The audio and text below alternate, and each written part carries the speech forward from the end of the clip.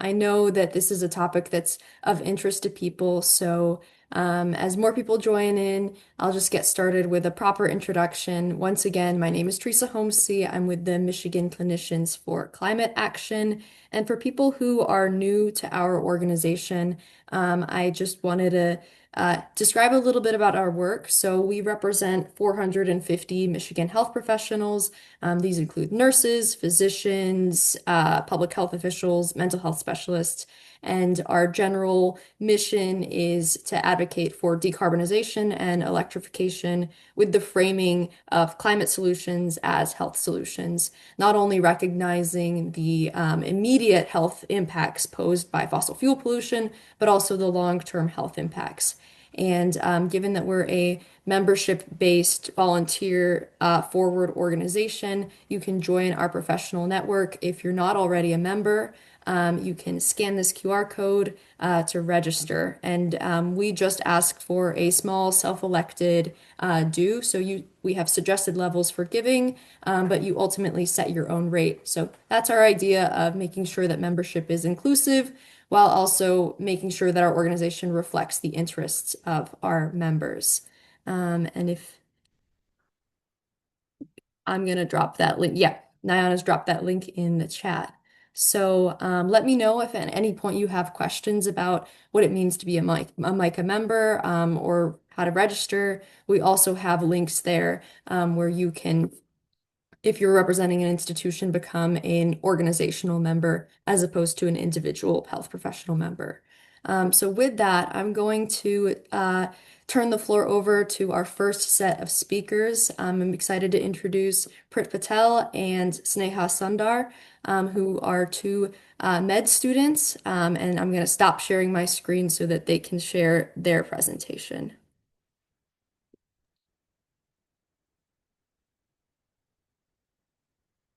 All right. Is that sharing right now? Yeah.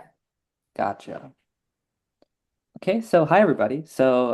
We'll be presenting AI data centers and what can we do. So my name is Prip Patel. I'm a second year medical student here in Detroit. And I'm Sneha Sundar. I am a third year medical student at Michigan State College of Osteopathic Medicine in the Detroit campus as well. Yeah. Oh, and I go to Wayne State, by the way, but here we can get started. So we don't have any disclosures relevant to this presentation or topic.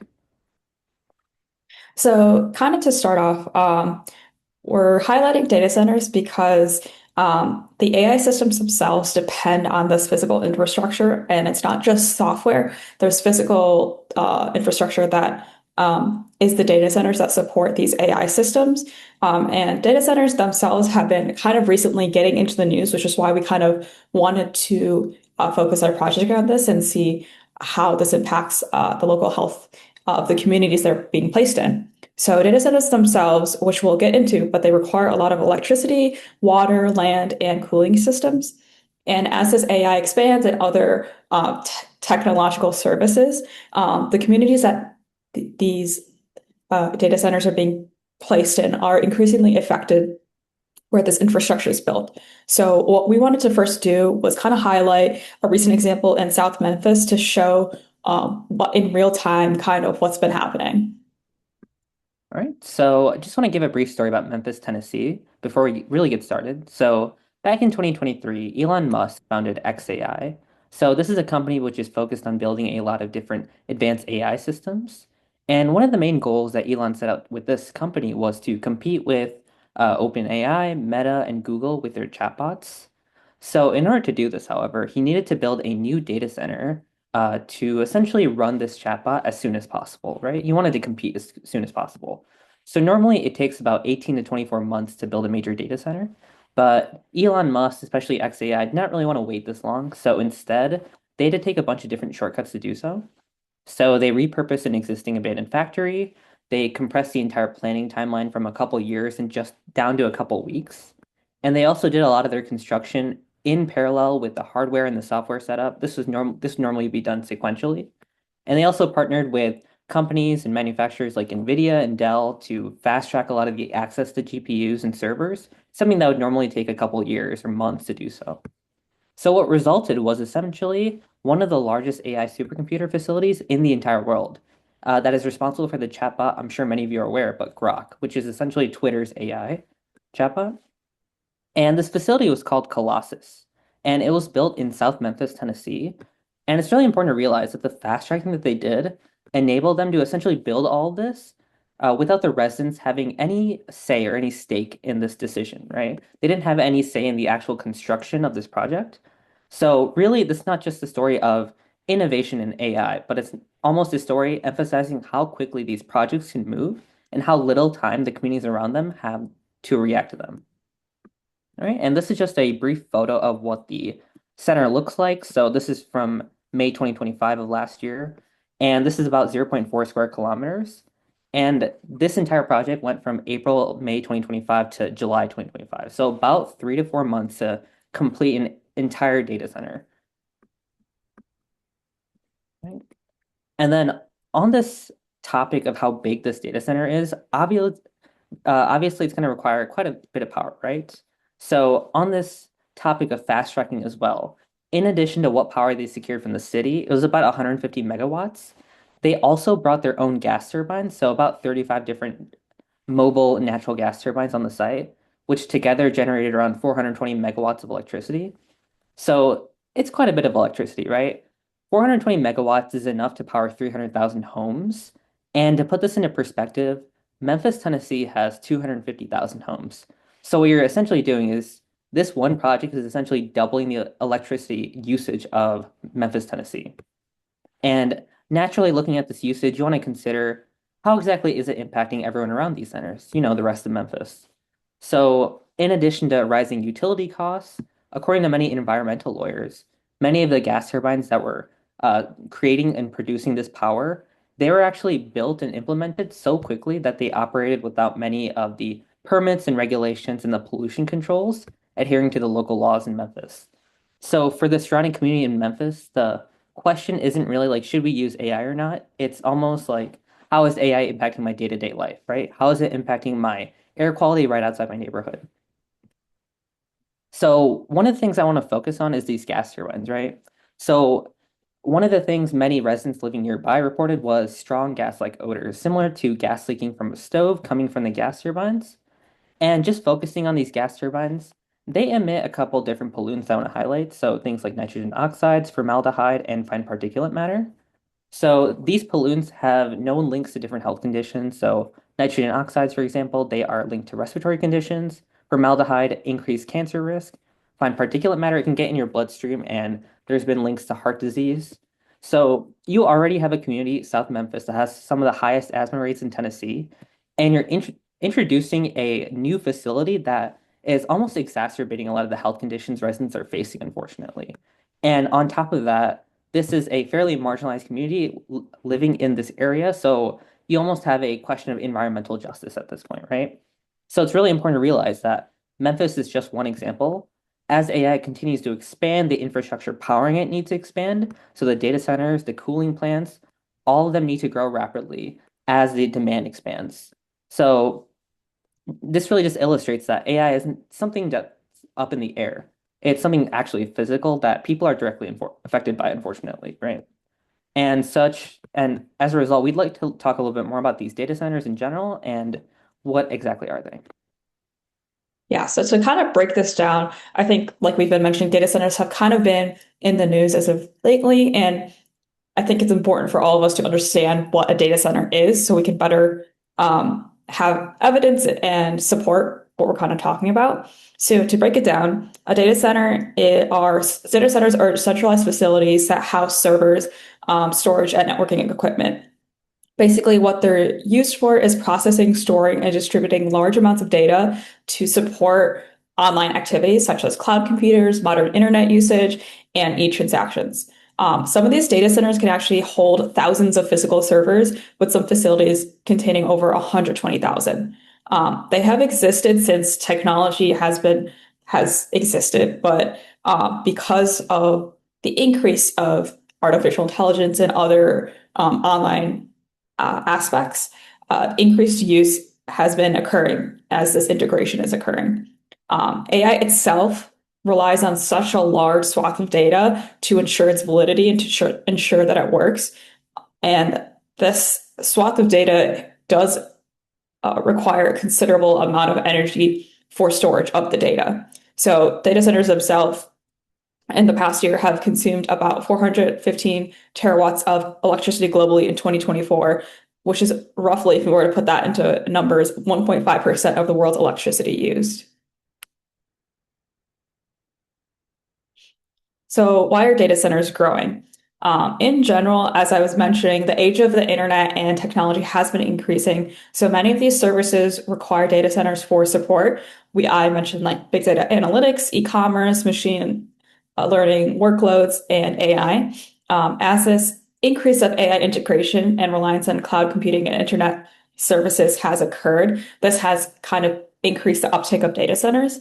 And businesses and companies like the big companies are really seeing how there are an increase in data centers and are trying to capitalize on this push of AI.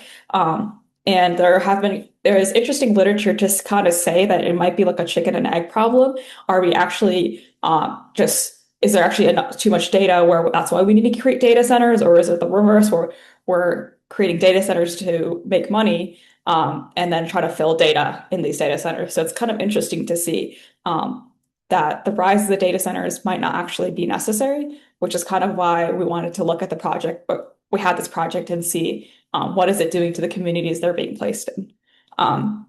The uptick of data centers also seems to be correlated to increased financial gain. This is like monetarily and also through data, as data kind of seems like the new currency. If we were to compare it to politics, data can actually be mapped, right? And politicians can kind of see what and the political landscape can see like where the data is mapped across the country. So it's kind of interesting to see what data centers can be used outside of artificial intelligence.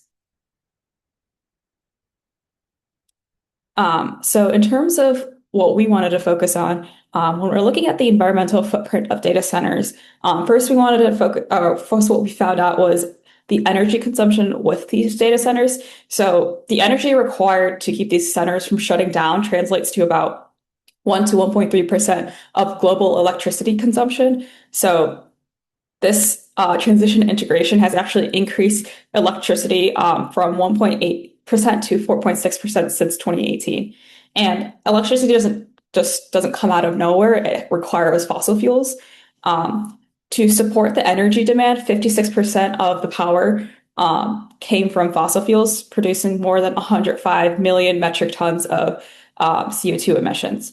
Many of these data centers additionally require on-set diesel generators for backup power, which contribute to emissions.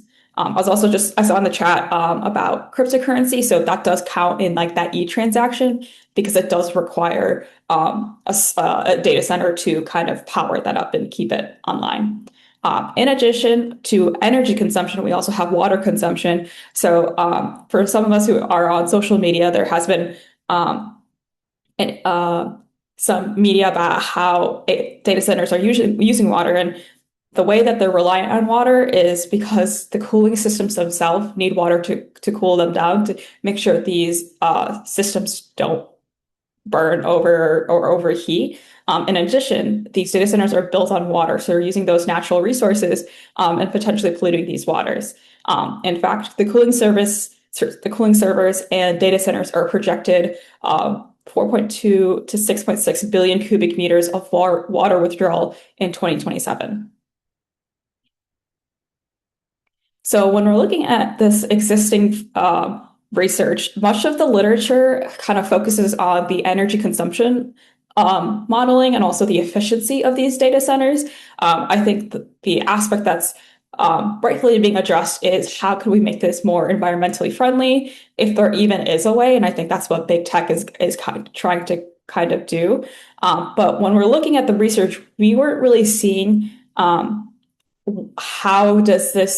these data centers impact the communities that they're being placed in. It seems that this research is really trying to address the energy consumption for optimization versus the individual people that are getting affected by the emissions and noise pollution and other things from the data centers. So why does this matter for communities? Why are we trying to focus on communities? Is because there are many ways these communities are burdened by these data centers. we did bring up the energy and the water. So, for example, a lot of the local residents are fronting the bills of the electricity versus the businesses that are putting them there. But in addition, there's also some noise pollution from how loud it is. There's a lot of exposure from the emissions like asthma, which can contribute to asthma, like cardiovascular disease, pulmonary disease. So these exposures can kind of compound the health burdens on already vulnerable areas. I know we mentioned Memphis, but something dear to both of us is we live in the city of Detroit, and Detroit actually has, I think many of you know, like some of the worst asthma rates, especially in children. So for placing these data centers, and for example, Ypres Landing, which was proposed, what is it going to do for the communities nearby? And again, for us clinicians or for us future clinicians, like how is it going to impact the people that we want to be our patients, basically? All right, so just to go off of that very quickly, I just want to highlight the small study we did with Michigan that we presented earlier at MICA a couple months ago.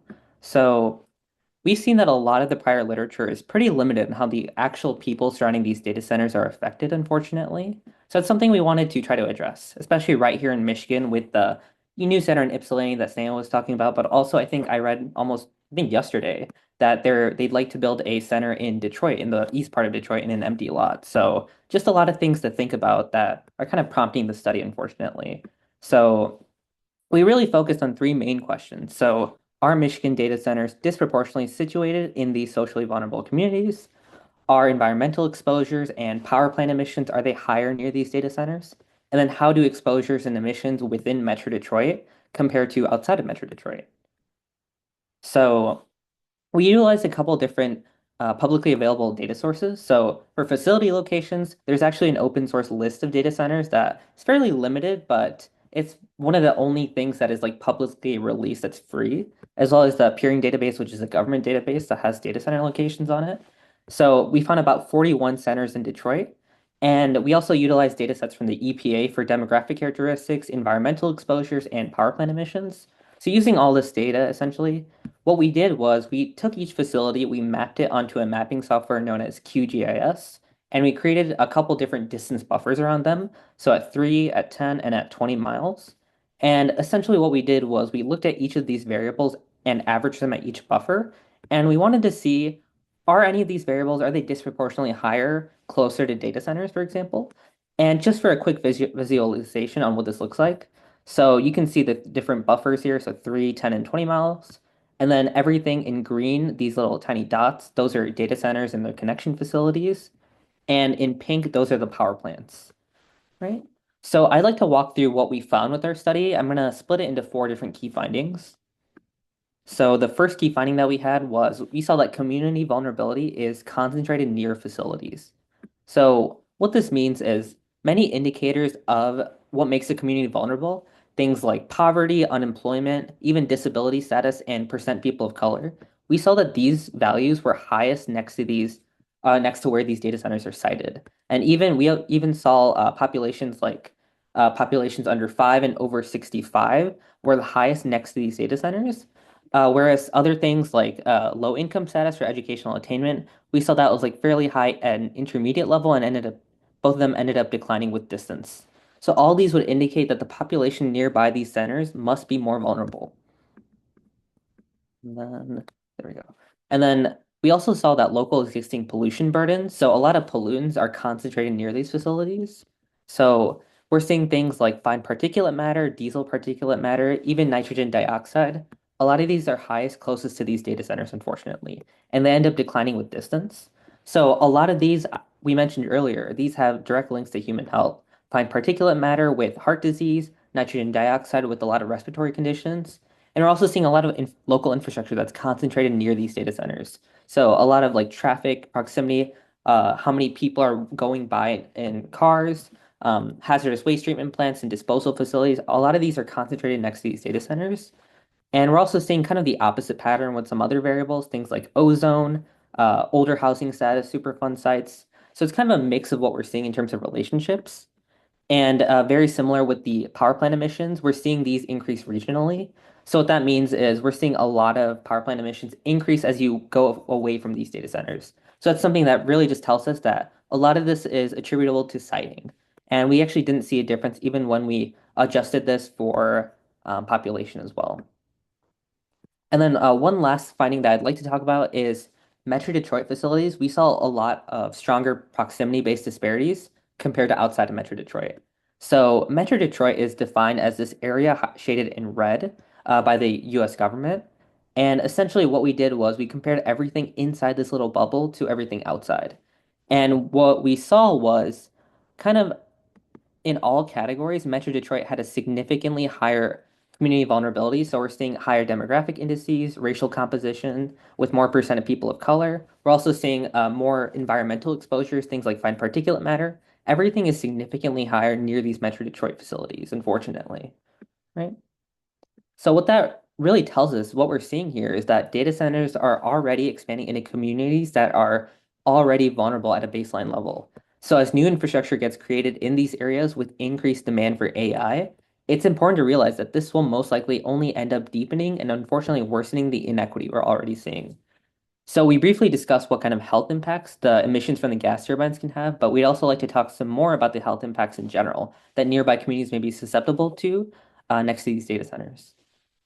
So I'm going to kind of start like top to bottom. So just in general, like overview, that the industrial and energy related exposures like can affect multiple organ systems. So for example, if we're going to look neurologically, for pregnant patients, this can affect the fetus's neural tubes. There could be neural tube defects. Cardiovascularly, pollutants like PAH are associated with diseases like hypertension, atherosclerosis, and increased heart disease mortality. If we're looking at the respiratory system, there's higher rates of asthma, COPD, reduced lung function, specifically near those combustion-related exposures. And then in the reproductive track, that were kind of there could be some like congenital heart issues, especially with the fetus. PAH is a specific pollutant that is I don't know the full word of it. I don't know if you can. Polyaromatic hydrocarbons. Yeah, perfect. Thank you. Those are produced and they can highly affect the human body because of the way the chemistry of those pollutants are involved.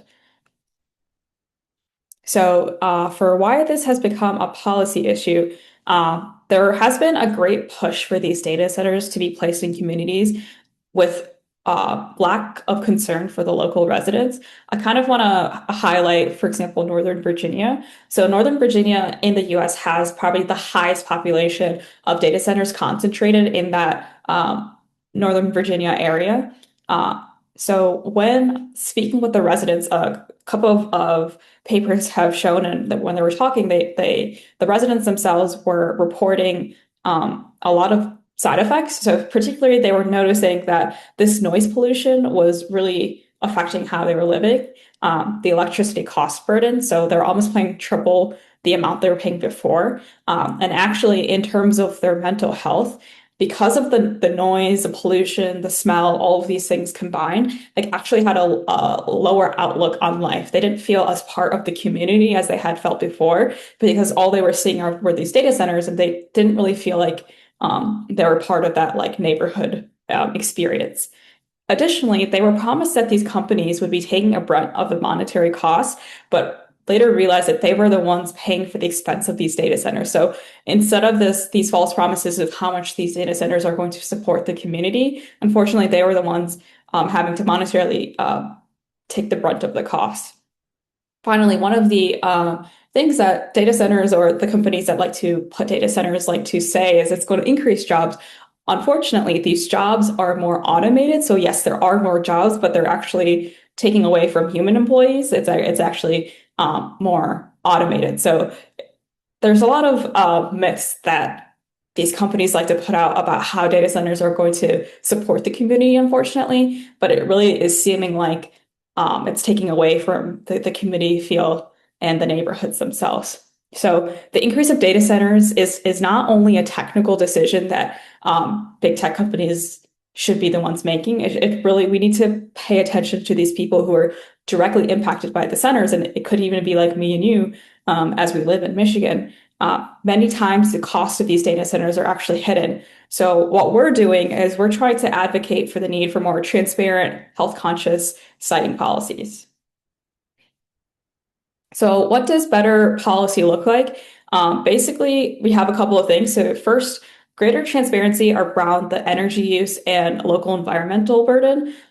So some of these companies, like I was mentioning, in Northern Virginia, are kind of hiding like what they're doing. For example, Amazon, they have so many sites, but they haven't published a lot of their data regarding what their data centers are producing and what the cost of their data centers are actually. Um, and we need more considerations for the cumulative impacts before approving these new facilities. So instead of trying to rush it like they did in Tennessee, we really need more time to understand what these data centers can do and if they're actually beneficial at all. Um, and our focus is to make sure that the communities are the ones who have a say in what's going on rather than these companies who can kind of just pump it dump and um, kind of move on. And I think in terms of this for the people like us, we want to kind of emphasize that it's not this like invisible cloud infrastructure that's like magically powering our computers. Like we want everyone to understand that it's real, tangible, physical centers that are supporting the technology that we're using, the AI that we're using, and in consequence might have impact on day-to-day life for people living around them. So this is kind of more of a positive story. We kind of wanted to not just have some doom and gloom, but one of the examples that we wanted to bring up was in Monterey Park, California. There was a proposed data center. So kind of the story goes, like most data center stories, there was a quick like flyers and things into the community about a new data center that was going to pop up. And at first, the citizens didn't really know what to expect with this data center. They were given some flyers. It was a narrow time index. But as the time got closer to potentially establishing this data center, some local residents started to understand what was really going on and wanted to make a difference. So what they did was they rallied and they organized and they distributed a lot of flyers with information of what the proposed data centers were going to do. Because the data center that they had proposed was actually going to impact the health and environment of Monterey Park. So what they did, which we can go to the next slide, was they organized petitions, rallies, and community meetings and to ensure that all the citizens kind of knew what was going on and had enough information to make an informed decision. And these activists argued, like we've been saying, that the community should have a stronger role in these major infrastructures. So when the local government introduced a temporary moratorium on these new data centers, they put it on the ballot and it got overturned basically. So this data center was not put in because of the local activists and people actually dispersing the information to the people regarding what these data centers would be doing. So here are some pictures about what that protest looked like. They were involved in the local government. They had a lot of meetings. And if you go to the next slide, there's some examples of kind of, might be hard to see, but there were just flyers on their website. If you scan the QR code, I think it's a great example of what a good website for dispersing information. So if people in the future want to have like kind of a background or like a framework to see what to build off of to help get like the citizens of our community to understand what data centers do, I think it's a great example. So if you see like what they say versus the truth, they're really trying to dispel those myths and make sure that all of the people involved and the community members really had all the information before they were kind of forced into something like the citizens of Tennessee were. So overall, if we're going to look at the AI infrastructure health and equity, these AI systems, like we've been saying, depend on large scale physical infrastructure. They're not just these invisible things that kind of happen. It's physical things that do require electricity and water. And this expansion as more technology like cryptocurrency and AI have been occurring, this involves energy, environmental, and again, impacts the community. So the infrastructure itself might already impact and kind of worsen the disparities that these local vulnerable communities already are facing. So we are trying to recommend or just say that we should have more insight into what these data centers are doing and also kind of understand what our role is in terms of AI usage and increased internet usage. Yep. And I just want to add one more thing. So what we can really do is collective organizing and taking action into our own hands, right? That's what we saw in California, and I feel like that's one of the biggest ways if we're not able to rely on our lawmakers, our policy advocates, that we can do it ourselves, right? That's the biggest thing I'd like to take away. But yeah, and that's all we have. Thank you. Thank you. If there are any questions, you can put it in the chat or unmute yourself. Yeah, thank you. Great presentation, and I'm just going to jump in here and share in the chat a one-pager from the Michigan Environmental Council, which has some information about how data centers are specifically affecting utility rates and ratepayers. So I wanted to put that in there. But this was really helpful in the sense that I feel even though data centers aren't entirely new in terms of, the internet runs on data centers to some extent. Um, Last year, it feels like a million different data center projects just came up overnight. So I checked, and at this point, Michigan has at least 74 data centers operational right now. But the Oracle OpenAI related digital project for Saline Township is the first one that is like a hyperscale data center. So that really, I feel like maybe changed some of the discussion from these being just like local projects that were, hyper local to a bigger, broader state issue. So I see some questions in the chat about whether or not the presentation and sources will be shared.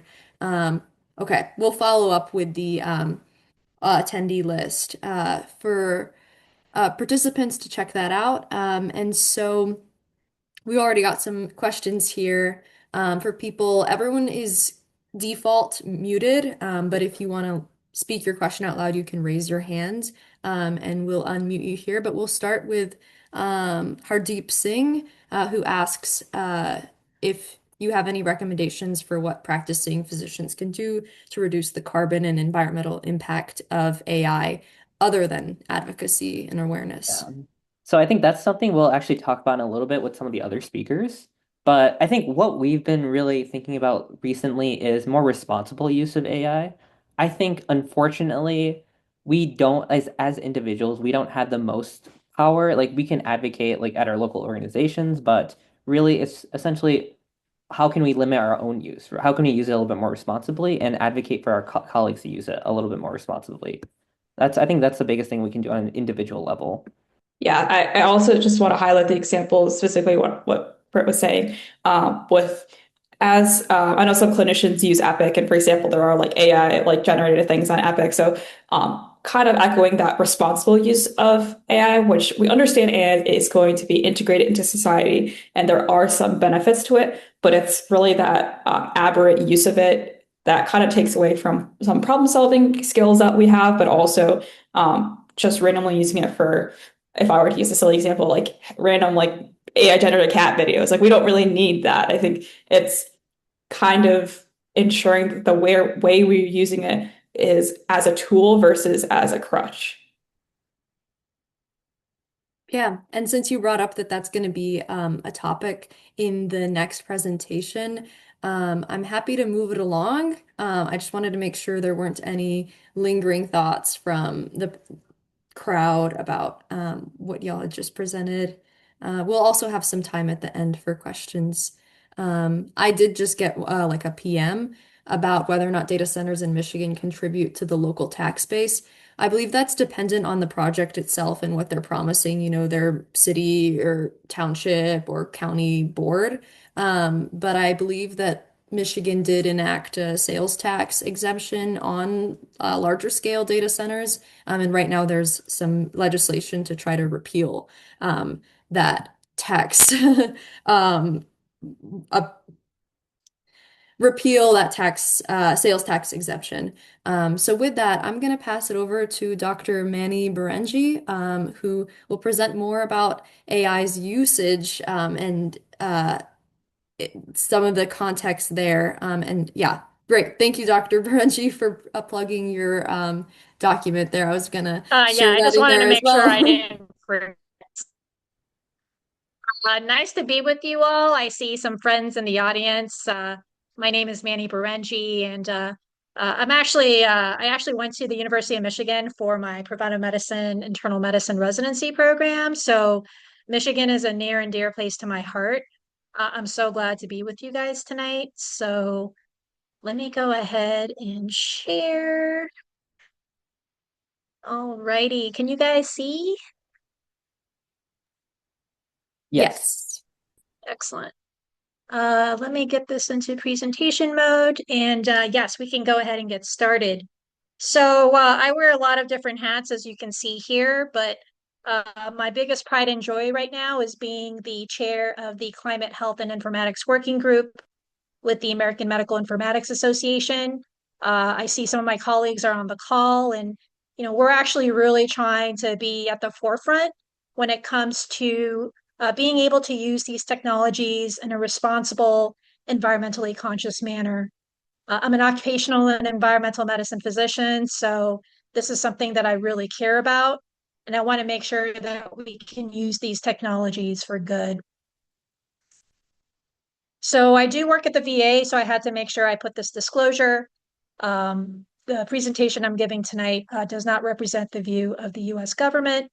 No financial disclosures pertaining to this topic. So I'll let you guys take a look at some of these learning objectives.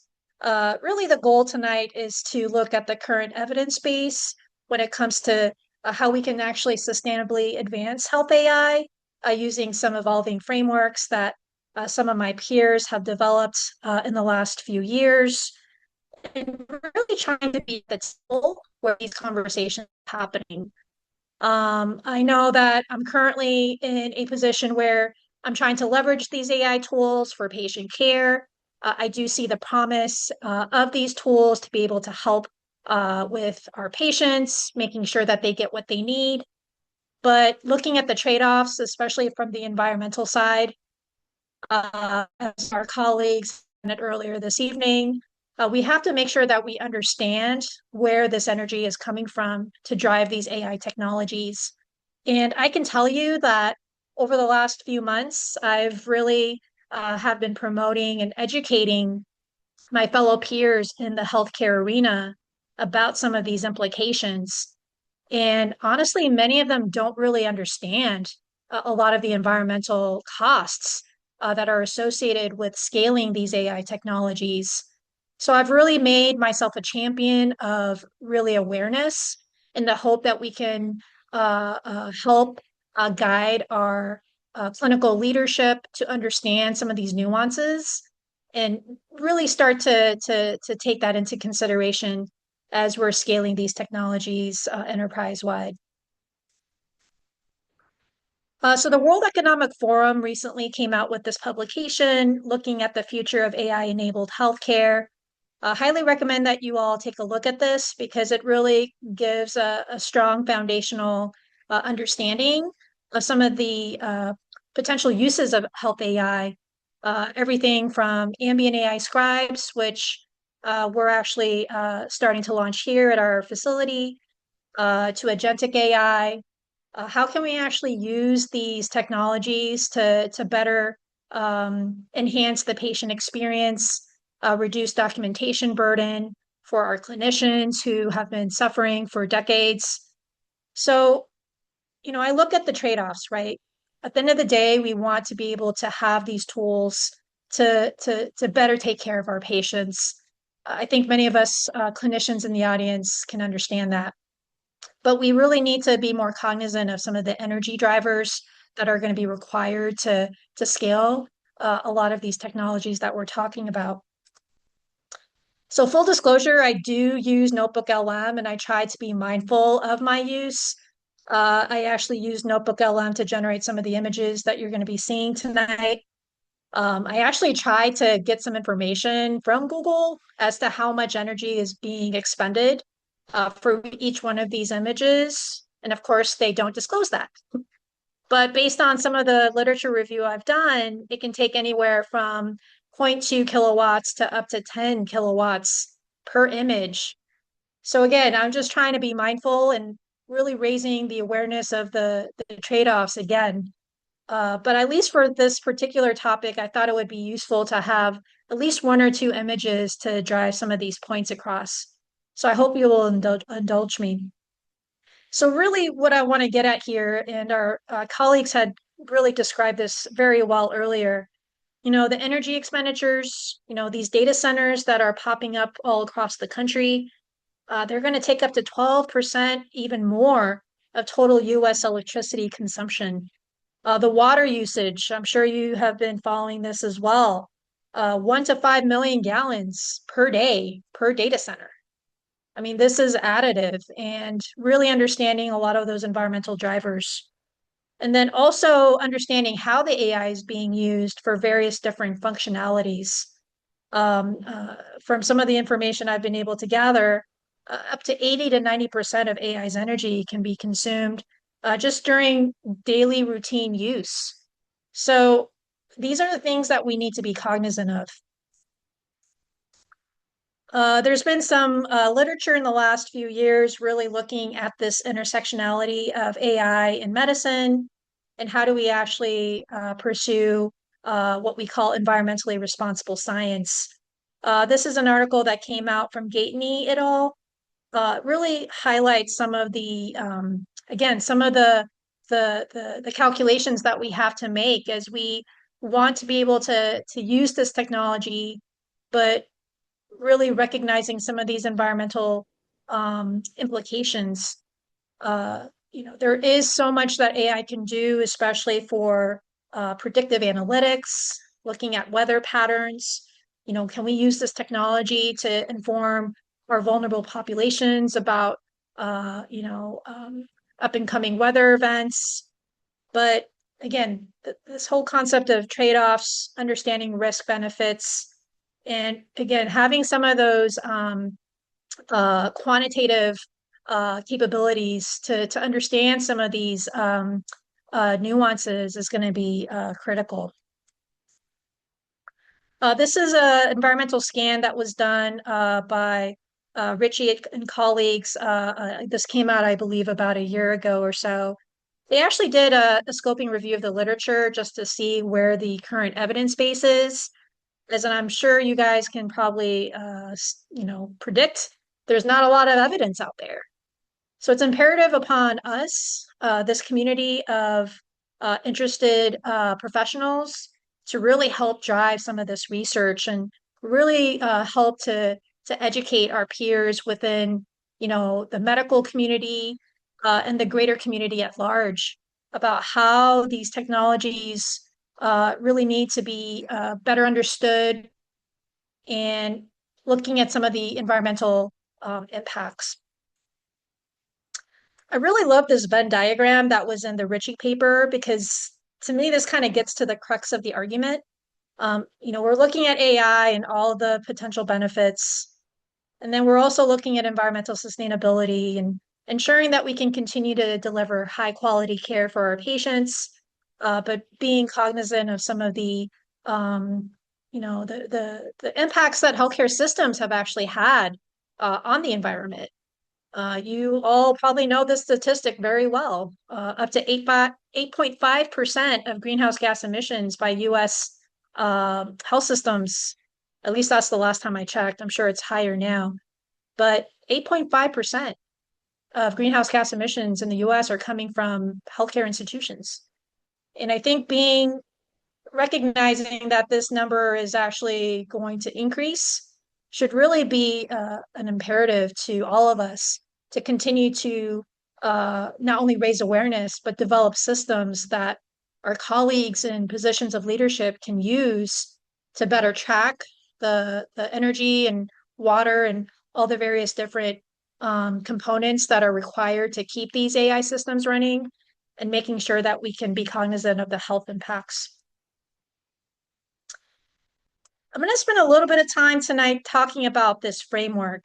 My colleague Chetan Surabu, who some of you may know, he is the Director of Clinical Innovation and an Assistant Professor of Medicine at Cornell. He's really been at the forefront of developing some of these discussions around how do we, sustainably advance this health AI technology in a responsible manner. And he and his counterparts at Cornell and Cornell Tech came out with this framework about 6 or so months ago. Highly recommend that you take a look at this because they were able to really start to quantify, some of these particular types of AI activities and start to come up with kind of a model, if you will, to be able to quantify some of the energy expenditures associated with the use of health AI. This is just a table from the paper. So they were able to provide an overview as to energy utilization based on specific AI models that are being incorporated into the healthcare ecosystem, starting with the development phase of the AI. They provided some granular examples and just looking at relative resource use.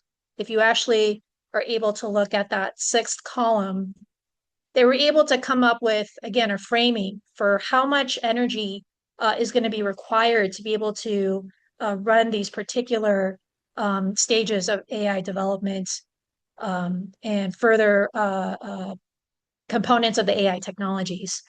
So as you can see here, the development phase clearly uses a lot of resources. The training phase, this is where you're actually training your AI to be able to be ready for prime time, if you will. Again, a lot of energy resources will be needed to be able to do these types of trainings. And then lastly, you can see that the third row there, looking at this concept of inference. I don't want to get too technical here tonight, but what you need to know about inference is that essentially it needs to iterate and be able to respond to specific prompts. So this would be fairly low on the resource utilization spectrum. But again, we need to make sure that we're understanding that this is going to be used fairly routinely. So this actually would add up because of the number of inferences that would need to be performed for a variety of different patient-related functions. So what I really love about this framework is that they were able to use this case scenario. So they actually were looking at AI-powered patient messaging. So this is something that a lot of patients have really been gravitating towards. How do they actually interact with their health system? And a few health systems have actually already started to incorporate this technology within their patient portals so that patients can directly message their providers. So they actually provided these different scenarios depending on the particular nuances. So you can see here they have their base case, which is one clinical note, using a GPT-4 model, and just having these kind of assumptions with, standard efficiencies and energy grid utilization. So they were able to come up with this framing. And, as they started to create more and more complicated patient messaging workflows, you can see that the amount of emissions started to actually decrease. So as you can see in option C, using a quote green data center, which utilizes renewable energy sources such as wind or solar or geothermal, you can see there that the number of yearly emissions based on this simulation actually decreased from the base case emission of 48,000 all the way down to 11,000. So really the basic gist of this slide is to be cognizant of how we can actually change the whole discussion by kind of incorporating some of these other alternatives to energy use. Can we use a leaner AI model? Can we actually start to, kind of be more creative with how we use the technology. So I think I might have mentioned this already, but a lot of the AI models' energy consumption is really coming at the inference stage. This is where it starts to iterate and responds to specific prompts. And as I highlighted in the previous slide, being able to really reimagine how we can use the AI technologies and taking advantage of some of the levers that we have can actually help reduce the amount of energy that would be needed to run that particular AI modality. Apologies again. I did use Notebook-LM to kind of illustrate some of these points that I'm trying to make. So really the basic essence here is to take advantage of these levers. How can we actually be more cognizant of what the AI is supposed to do? What kind of model do we need to use? And as our colleagues in the previous presentation alluded to, where is this energy actually coming from? I actually posed this question to some of my colleagues at a recent Health IT conference, during a reception, and no one could give me a real answer as to where the energy that they're going to be using to drive these health AI technologies, where is it actually coming from? So I think just being able to be, mindful, curious, and as an educator, this is something that I want to make sure that our peers understand. I think these are good conversations that you can have even within your own networks, your own specialties. I highly encourage you to actually start doing that. And I know I don't have to nudge you guys too much because you're here because you care about the subject. Again, just kind of illustrating what I've already stated in the previous slides, being mindful of how we use the energy at specific times of the day. So if we're able to, find ways to do what they call this batching concept. So being able to do a lot of the high energy expenditure related crunching the later parts of the day into the evening and night, and just being cognizant of how much energy the healthcare system could save just by making these small modifications. I think that's really going to be the ticket. If we could actually make that business case that being making these types of decisions as to how the AIs are being trained, for instance, being able to look at some of these key metrics can actually save health systems money. So that's been a really provocative, it's actually not really provocative, it's actually business sense. How can we actually still do this work, being mindful of not only the environmental, also savings? Everyone loves to save money, right? So that's been another lever that I've been able to pull in some of the circles and some of the discussions I've been having with folks in the upper echelons of the healthcare ecosystem. I promise this is the last one. So really looking at shifting AI workloads, being cognizant of where the energy is coming from, and again, talking to our colleagues who are in positions of influence, being able to share some of this information and relaying that doing this makes environmental sense and business sense. This is a paper that came out in the New England Journal, The Catalyst, about a year or so ago. And I really love this because it really gets to kind of the crux of how we can actually develop these tools in an environmentally conscious way. I've been very mindful of the current landscape that we currently live in, but I really strongly believe that this is something that everyone can gravitate towards, irrespective of where your fellow peers or colleagues may fall on the spectrum when it comes to the impacts of a specific, drivers of climate-related events. To me, this makes sense. And if we're able to relay some of these points about the impacts on communities, the impacts on people's health. People care about their kids. They don't necessarily want to be, next to one of these data centers turning 24/7. Can we actually do this better? And I think the answer is yes. We live in America. We've always been the drivers of technology, and I mean that's really what has made America so great. And if we can actually really band together to continue to drive technological innovation and ingenuity, I really think that we can tackle this crisis.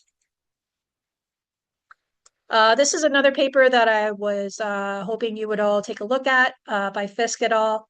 Some of the challenges that we're facing in the healthcare arena when it comes to ethical AI.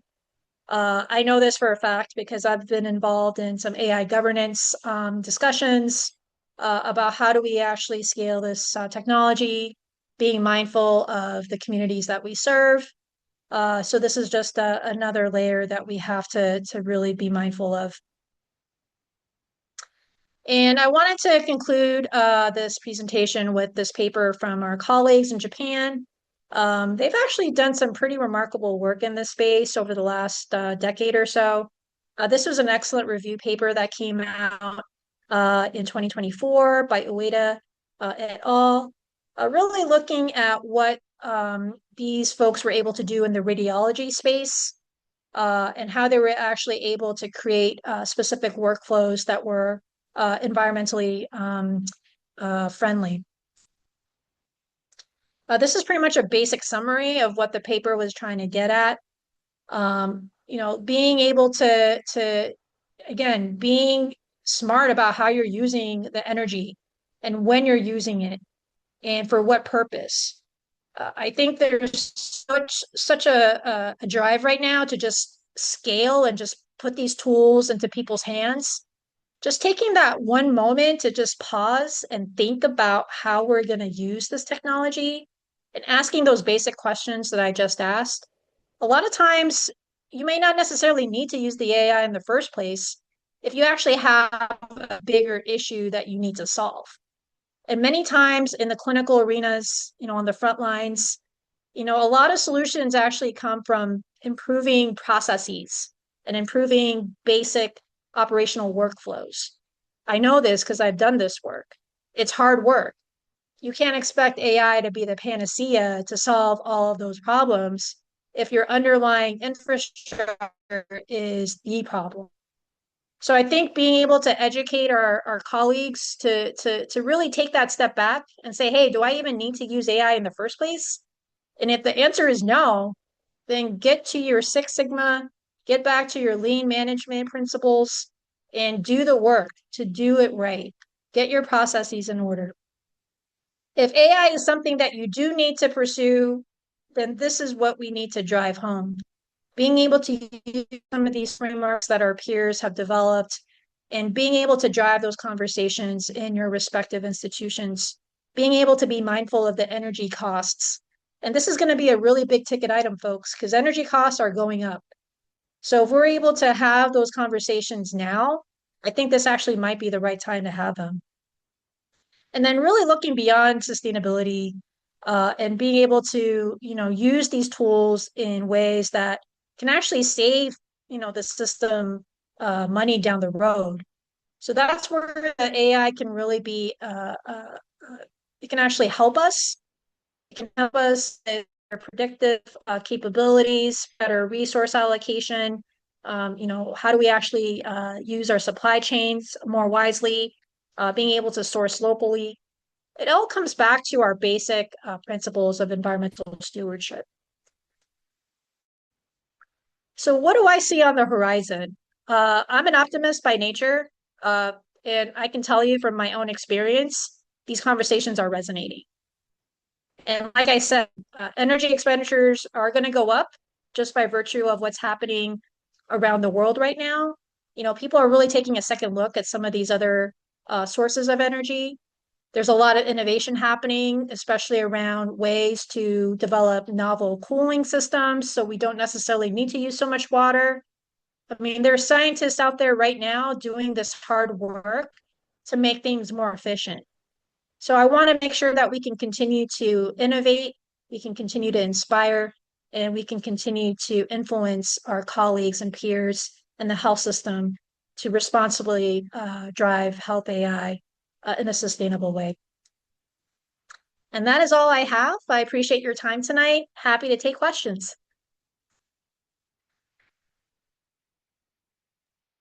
Thank you, Dr. Renji. And I noticed that unless I missed it, I don't think you plugged your own paper in this presentation, did you? If not, I just plugged the Climate Health and Informatics Working Group, but if you want to email me, I'm happy to have conversations with you all separately, and I'm happy to share. I mean, there's just so much I don't necessarily want to bog everyone down.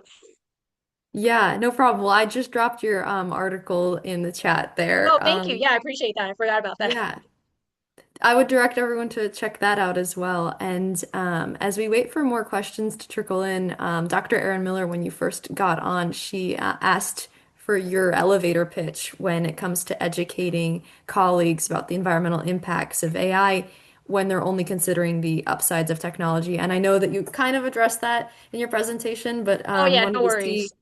wanted to see if you wanted to elaborate more on like your elevator pitch. You know, how do you talk about this with your peers in the workplace in a more Yeah. relaxed space as opposed to this kind of like webinar format? Oh no, absolutely. I think this is we might need to have a separate webinar actually on this subject because I think communication is so important right now.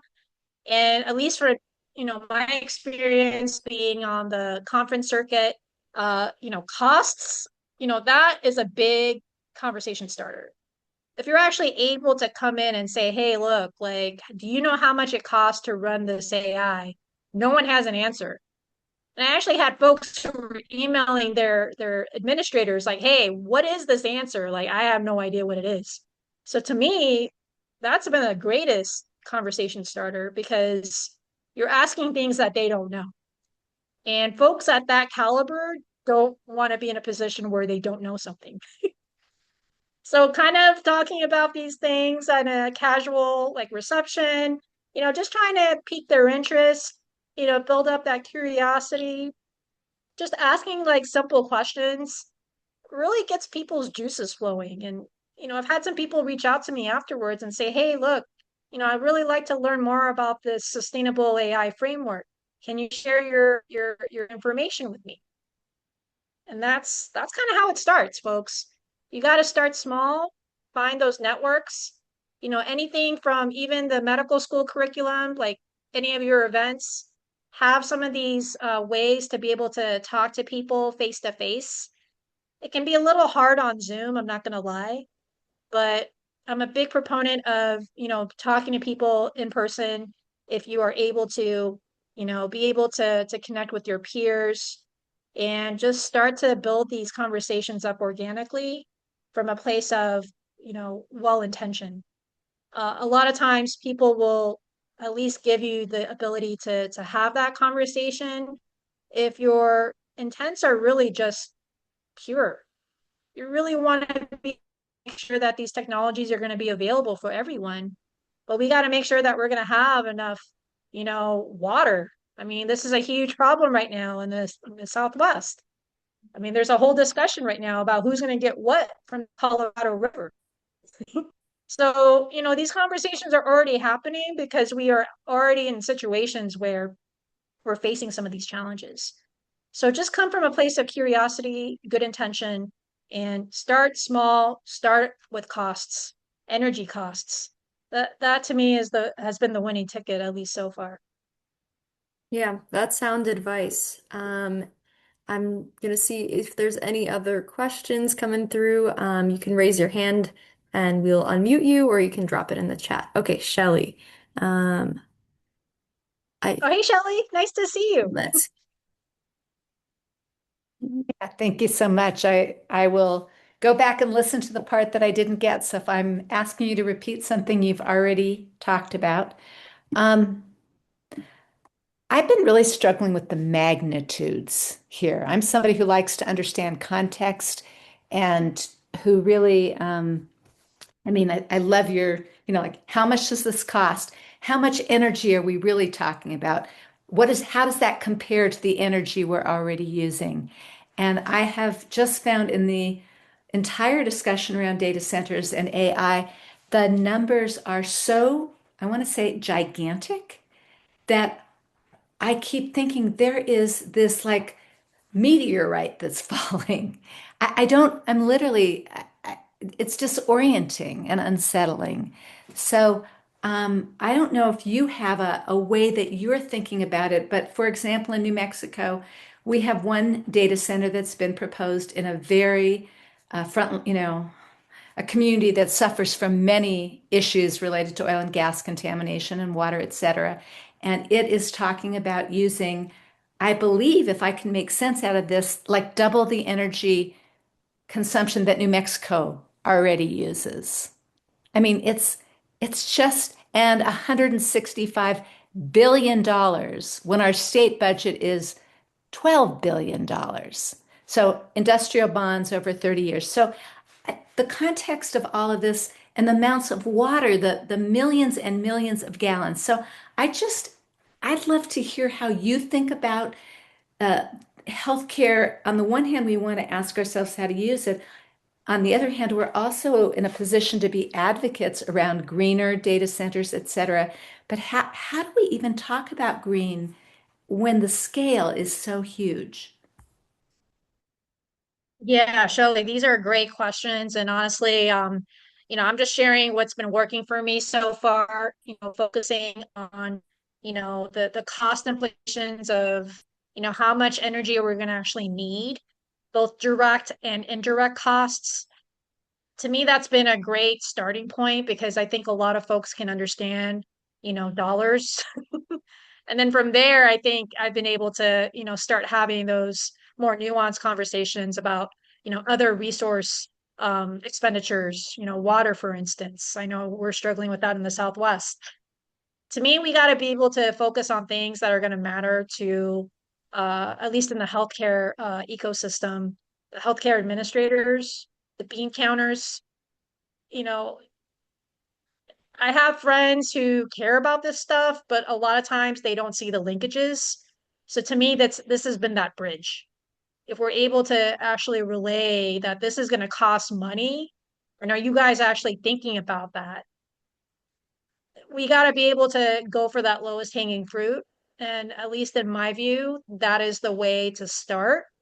And then from there, we can start to have more intentional conversations about some of the things that we all care about, the environmental impacts, the impacts on communities of color. I mean, these are things that I care about very deeply. I live in a community where, we're affected by all of these air contaminants. Data centers are now popping up in LA County. I mean, it's a whole thing. So, but at the end of the day, we really have to focus on things that are going to matter to a healthcare administrator. And these are things that are going to matter to them. Well, we have some more time for discussion. I'm gonna pass the torch over to Dr. Erin Miller, who's gonna facilitate since we're already on the train of, balancing, I guess, the environmental concerns with some of the ethical and actual day-to-day implications. Dr. Miller, feel free to take it from here. Thank you so much. And thank you so much to all the colleagues who have come before me.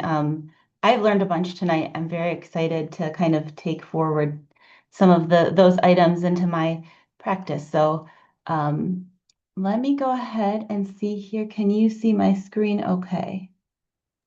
Yes. Okay, perfect. All right. Is it in present? Hold on. Presentation mode. There we go. Okay.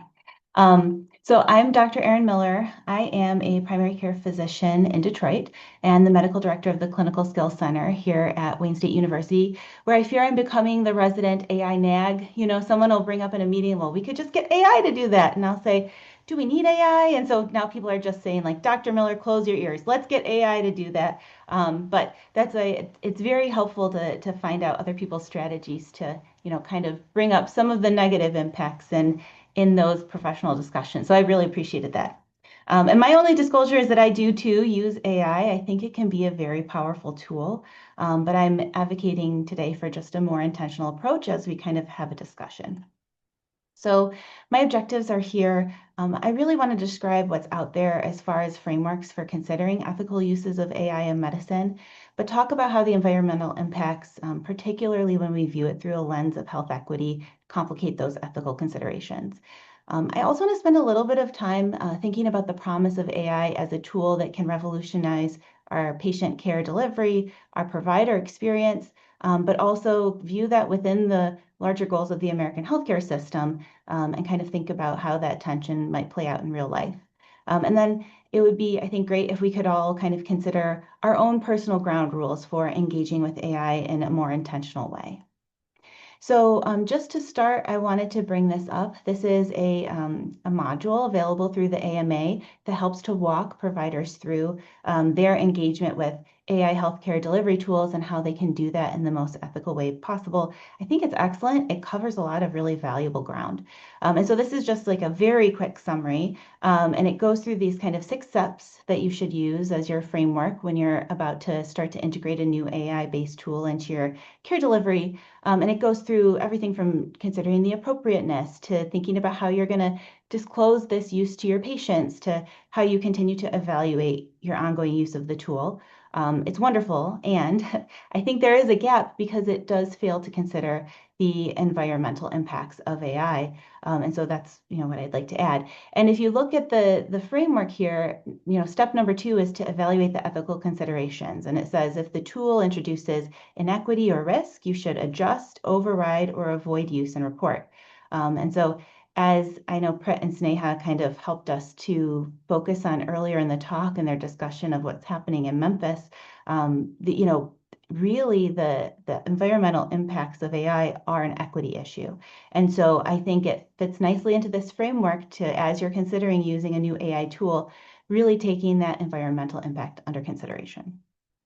So that brings me to my first slide of kind of conversation starters. And again, Prit and Sneha did such a lovely job of covering what's happening down there in Memphis and now actually in Mississippi because the community was pushing back in Memphis. And so Mr. Musk and his team have just relocated a little bit south of the border in Mississippi for their second portion of the energy generation for their project. And so the fight continues. It's still going on in Memphis, and now it's also happening in Mississippi. So anyhow, my question to you is like, how do we weigh those unequal impacts of data centers on different communities? Who is bearing the cost for our use of these technologies that make our lives easier? And is this just? So I guess I'll kind of stop there and open up the floor to comment.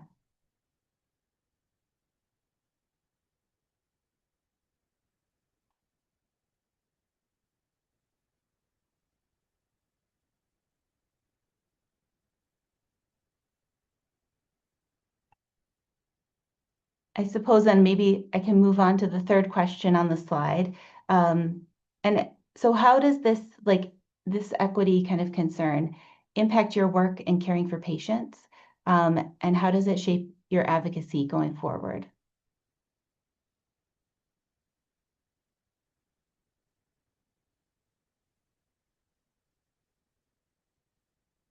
These are kind of heavy questions and at the end of a long discussion already. So if you're having a little bit of a hard time kind of pulling this together, I think what I would say to get the ball rolling here is I think this needs to be part of the conversation.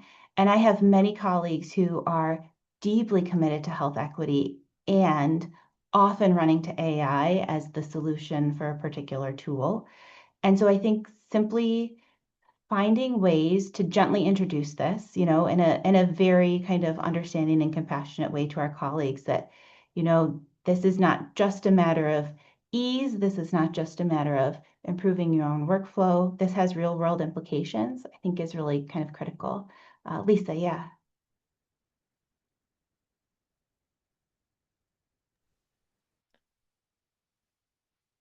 Okay, I'm unmuted. Took me a second.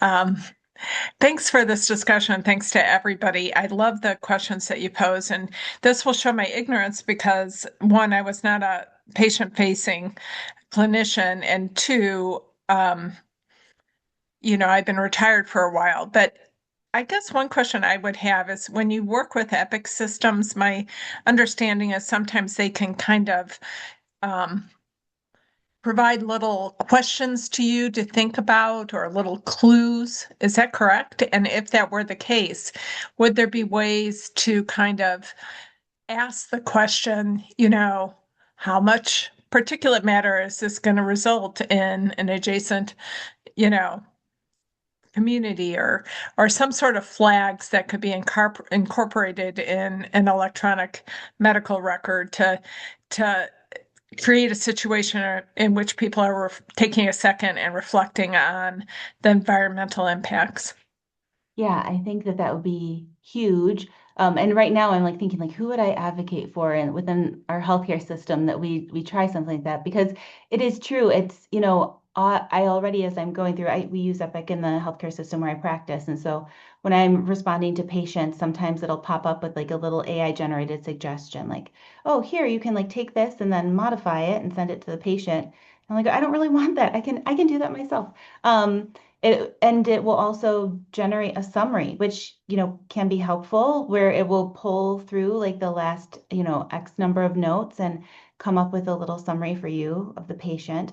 Um, and I'm wondering, first of all, like how we can offer people the capacity to opt out. Like they're now offering ambient listening technology, which will help you to write your notes, which I have not opted into, but can we go further? Can we opt out? And then how do we also put the environmental impact kind of in front of clinicians in their day-to-day life? I think that could be very powerful.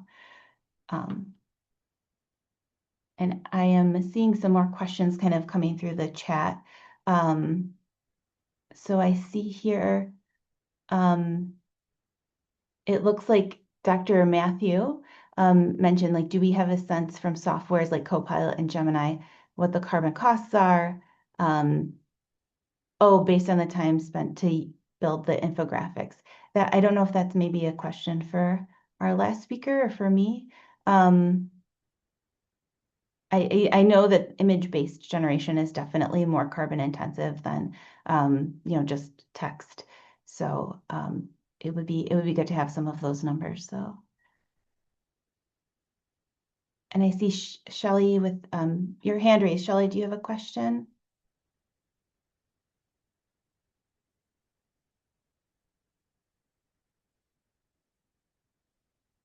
Shelley, did you want to say something? I also see you have a comment in the chat here. Okay, I'm sorry. You have to be allowed to unmute, so I was waiting for that. Gotcha. First of all, I just think this is a fabulous conversation, and it's great questions. And I have to say, from my work with Healthy Climate New Mexico, we've been much more focused on, I guess I want to say, the upstream question of whether to build these things or not, and less focused on the user and I'm going to call it the individual personal responsibility questions that you're asking. So I just want to honor that. And I would guess, just took my 96-year-old mother to the primary care doctor who gave my mother a choice, right? Would you like me to turn on AI so that I can look at you and spend time actually assessing you instead of focusing on my screen? And for most of us, I mean, I'm on the other end, I'm not a clinician, but most of our experience in the last, 10 years of receiving medical care is never seeing the eyes of our clinician. So I'm not arguing for data center or AI use. However, I really do want to insert into this ethical discussion about both the potential benefits, as you mentioned, in terms of even the clinician's assessment and diagnosis and getting summaries, but also that patient, it was mind-boggling to me. This person actually looked at my mother for 15 minutes, and she would not have. I know I have many clinician friends, and they spend a lot of time staring at their computer screen. So just want to add that in. And then in that larger issue around all the promises, I'm not saying they come through, but that's a big part of how the actual, production centers, the data centers are being promoted as all the benefits to the community. I don't buy that, but I just want to say it's part of that larger conversation. I so appreciate your comments. First of all, you reminded me I had a little disclaimer written down, which I forgot to say in my excitement to get to the questions.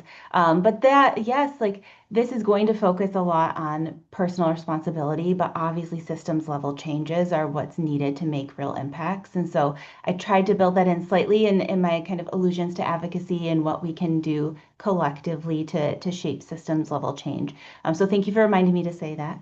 And actually, your comment about looking your mother in the eye, which is so powerful, brings me to my next slide actually. And so thank you for that wonderful transition, because I want to spend a little bit of time about the promise that AI has kind of been sold to us as.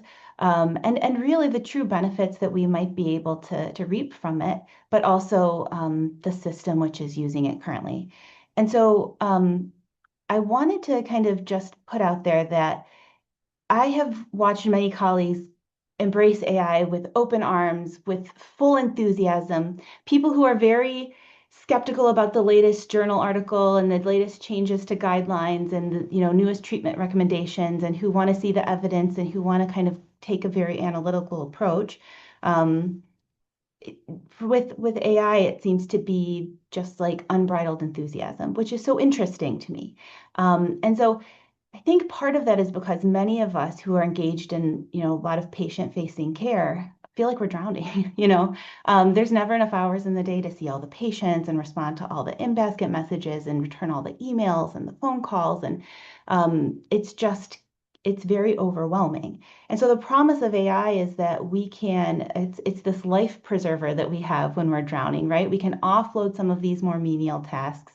We can focus on the meaningful things. We can get back to the bedside. We can look people in the eye. We can spend time like really providing patient care, which is what those of us who provide patient care love to do. And so, of course, that promise is so alluring. And I just like, and I haven't found a good way to ask people this, but I think it can do all of those things. But when AI is fully integrated into our system, will that be how it's used? I just ask everybody to seriously ask yourself, like, has the American healthcare system, the same one that has all of us providers feeling like we're drowning, like really earned our trust that it's going to prioritize patient outcomes, that it's going to prioritize the patient and the provider experience? Or do we think it's going to prioritize something else? AI can be a powerful tool for high quality healthcare delivery, or it could be a powerful tool to maximize profit generation, right? And like, if we're being really honest with ourselves, where do we think all of this ends?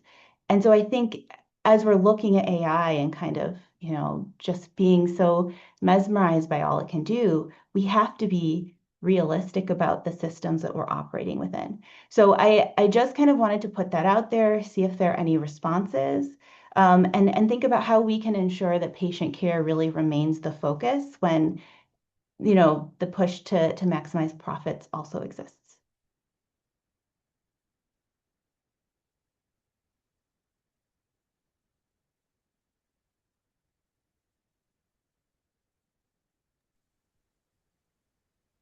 Erin, those are such touching statements and so insightful and thoughtful. And thank you. And I think it really does drive home to the larger questions about providing healthcare and the fact that we're not doing it well right now in many ways, unfortunately, because of the limits that you described, and really going to the root cause, not just finding AI as a way to kind of move us past a critical moment in the immediate run. And with all the change, post-pandemic, and considering, the Medicaid and the ACA changes, I think this really is the moment in which to ask the questions that you just put up, in a really deep way. And, talking about access to healthcare and should we be thinking about universal healthcare and or single payer, et cetera. So I really appreciate that you asked those questions. I also think that it goes potentially to the point of the upfront advocacy. If we say AI might be a tool that can help us interact in a more one-on-one way with our patients. And I agree, we really have to challenge that question and to know whether that really is the case. But let's say it is the case, then I think the upfront advocacy and setting the guardrails on the tech companies, on the data centers to insist that the tech companies are the ones that are paying for things, and to insist that they're forced to move away from fossil fuels as to power it and to consider the water issues. I mean, they're extremely wealthy businesses and corporations that if we set forceful enough guardrails, it could spur innovation and creativity if we force them to do it. And you know, so I think that's an argument for the upfront advocacy. So thank you, Erin, for your comments. I have a question here, and I know we're approaching our last couple minutes. As someone who's not a clinician, um, but is very familiar with being a Google doctor, I know that it's a lot of people already turn to the internet when they have a health concern and want to learn more information. And I know that there's been more articles about how people are using ChatGPT in lieu of therapy or actually receiving real medical care. And so I could see there being some cynicism among the general public of like, well, why should I even bother going to the doctor if they're also using AI and I can just do Totally. that at home for free? And so I wonder if I know that the AI systems that you use in the health setting are not quite the same as what the general public is. But how do you distinguish that and differentiate your expertise from what you're getting from one of these models? I think that's such a great question. And I think it's going to become a more and more pressing question. One of the things I didn't put in here because I didn't want to seem like I was wearing a tinfoil hat was like, what are they doing with all this data, right, that they're collecting and how healthcare providers are engaging with these systems? And, like clearly they're probably, somebody out there is collecting data saying, these are the questions that the doctor is asking, and these are the answers they're seeking, and this is how they're conveying like all this ambient technology, this listening technology, what's happening to that data. So I think that these tools are going to get more and more powerful over time, and it really begs the question then, like, what are us humans bringing to the doctor? I think in this moment, the technology is really still in this kind of nascent phase. And so there's the tool that I turn to more than anything else, AI-wise, is called Open Evidence, which kind of scours all the medical literature and pulls together answers for you if you have a tough clinical question. And it's a very powerful tool. But sometimes it's wrong. And sometimes I'll look at the answer it gives me and I'll be like, wait, that's not the right antibiotic dose. And I'll go to a different reference and I'll be like, yeah, this was the right antibiotic dose. So, it can be wrong. And so I think having that kind of human layer of expertise to check what the AI is generating is really necessary at this moment. But can I guarantee to you that it's always going to be necessary? I can't. And so then we need to have the discussion like, what is the value of a real in-person human physician? There are already studies that show that the AI generated responses in the patient portal are read as more empathetic than a doctor's response. So it really, I think it requires a little bit of self-reflection and a little bit of, thoughtfulness about kind of what we're bringing to the table. And I see Prit has something to say, which I would love to hear his thoughts. Okay, there we go. Yeah, I think I just wanted to add on a little bit. I think what you were mentioning, like with what are they doing with the data, right? I think I was just thinking about like the privacy aspect. And I think like a couple might have been like last month, like Palantir wanted to like partner up with a couple different AI companies. I think initially it was going to be like sorry, I think it was like cloud computing, but they eventually like partnered up with OpenAI to essentially integrate it into like a lot of our government technology. So I just wonder like what are the implications of a lot of like privacy, especially with healthcare data that I think our current administration wants to access. and to, use for like some not so great purposes, but I just feel like privacy is a huge thing because like once even like a patient putting in their own like symptoms, Mhm. it just goes into this huge database and like what is going to happen with that? I don't know. It's just something I've been thinking about.